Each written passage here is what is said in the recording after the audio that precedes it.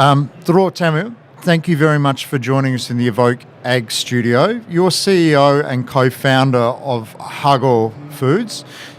Tell me a little bit, what are you hoping delegates have taken away from your presentation today?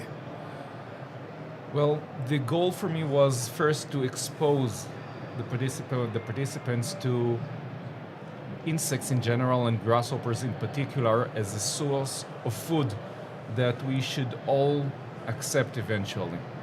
Because the way we eat today around the globe will probably will not be sustainable. We will not be able to support the growing number of people on the globe, and we will not be able to support the global demand for protein. So I want them to be open a little bit more to the new alternatives, which are also the old alternatives of protein. Well, exactly. You are drawing upon something people did eat many years ago. Your company name is actually a biblical name, I understand, relating to...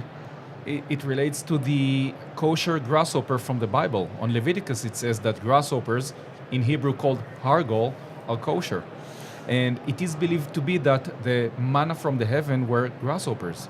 If you think about it, what kind of food could fall on you in the middle of the desert? That's the locust, the grasshoppers. And eat it, obviously, and be able to gain nutritional value from it. So you're trying to produce these in commercial quantities, or you are producing them in commercial quantities? Absolutely. Grasshoppers, even today, are the most widely eaten insect in the world. About 2.5 billion people consume insects in Asia, Africa, Central America. But the supply comes from collection in the wild, which means the availability is very limited to about 4 to 6 weeks a year season. Right. What we're trying to do is to be able to provide them year-round much more efficiently at higher quality.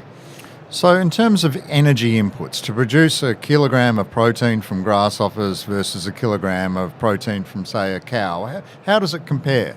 Let's talk about the water consumption. To produce 1 kilogram of beef, you need about 2,000 liters of water. To produce 1 kilogram of these guys, you need 2 liters. Right, and the final product then, so what's the final product actually look like though?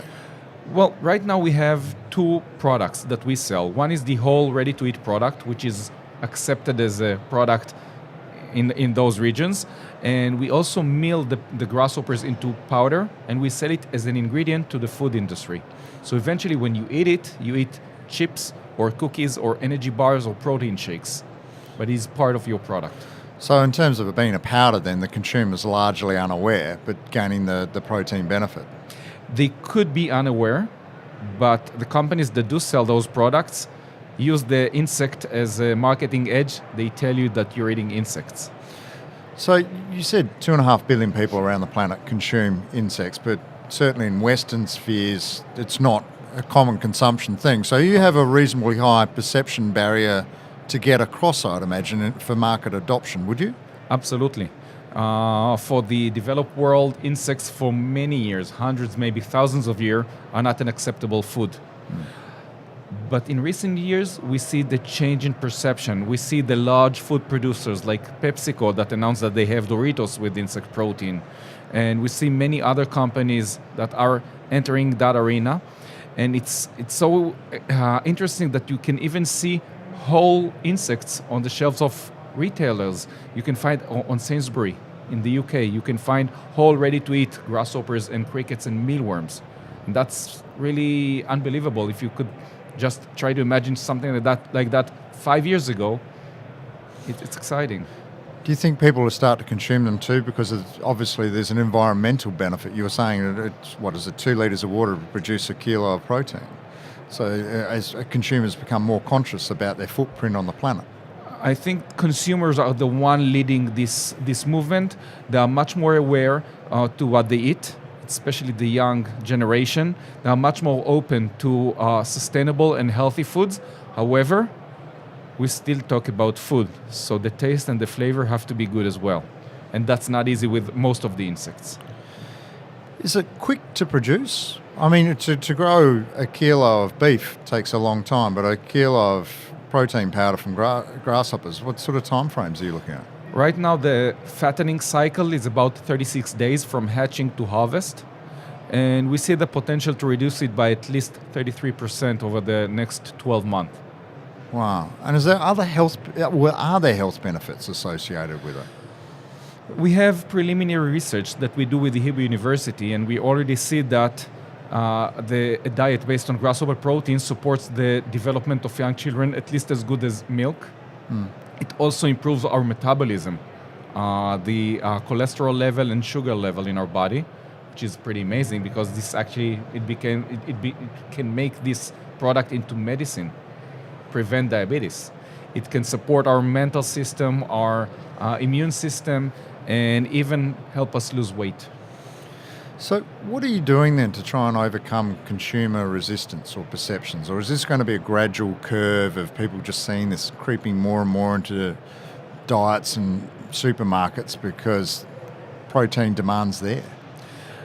I think it's a process. It will take a long time. The best example would be raw fish. In the 1980s, no one in the developed world could think about eating raw fish. Today, everyone eats sushi. So it took some time. It was a long process. With the insects, it feels like the process may be even quicker because we see the big guys, PepsiCo, Nestle, and others, moving into the insect protein industry. Is it a quick operation to set up? I mean, is it particularly intensive and require unique equipment or? Well, the technology that we developed, the infrastructure, is relatively very quick to build up. It takes us about 2 to 3 months to establish a new grasshopper farm. However, the biology side is a little bit slower because these are animals, and you can't just scale up as fast as you want. You have to take gradual steps when you scale up because it's not 1 plus 1.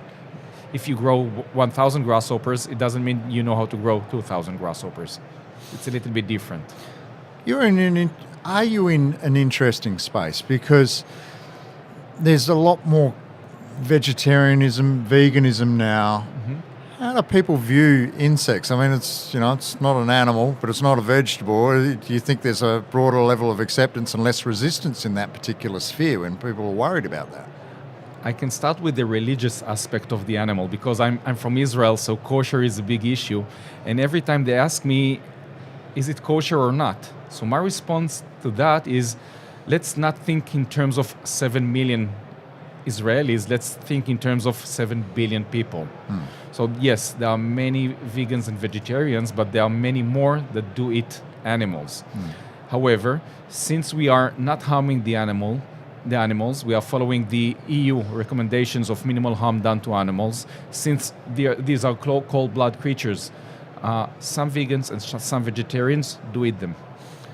What has driven you down this path? How did you get involved with this? Is it a concern about how we feed the planet, or what's your motivation? I would say several things. First, I was born in a kibbutz in Israel. My grandparents used to tell me stories when I was really young about the 1950s in Israel when we suffered from locust swarms. And they went out to the fields with pots and pans to scare the grasshoppers away. However, they saw other Israelis coming into those fields and collecting in sacks tons of grasshoppers because for them grasshoppers were food. So as a young boy, I learned that grasshoppers are food and that they are kosher. And as a serial entrepreneur for food and nutrition, when I started looking at alternative proteins, the answer was waiting for me over 30 years. It was there.